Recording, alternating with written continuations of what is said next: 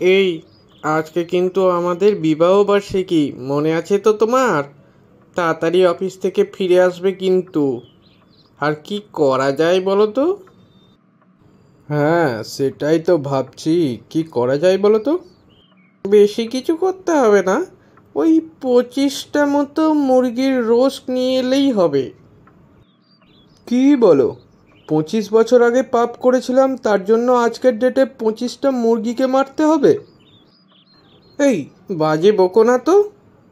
আর শোনো, এবারে কিন্তু আমাকে একটা গাড়ি কিনে দিতেই হবে তোমাকে।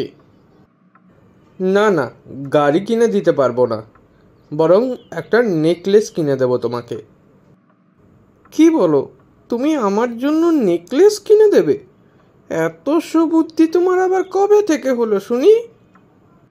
না না, গাড়ি কিনে দেবো না বলছি, কারণ গাড়ি তো আর নকল পাওয়া যায় না।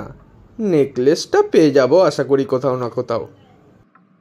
তোমাকে না, এবার আমি মেরেই ফেলবো কিন্তু। এই শোনো না, তোমাকে একটা কথা বলার ছিল। তুমি রাগ করবে না বলো আগে? না না, বলো না কি হয়েছে। আসলে আমি ওই ইস্ত্রি করতে গিয়ে না, তোমার ওই নীল প্যান্টটা পুড়িয়ে ফেলেছি ভুল করে। ও, এর জন্য তুমি ভয় পাচ্ছ? আরে এতে রাগ করার কি আছে বাবা। ঠিক আছে, ওই একই কালারের তো আমার আর একটা প্যান্ট আছে, ওটা পরে নেবক্ষণ। না, আসলে ওই প্যান্টটা কেটেই তো ওই পুড়ে যাওয়া প্যান্টটাতে আমি তাপটি দিয়েছি না, তাই বলছিলাম আর কি।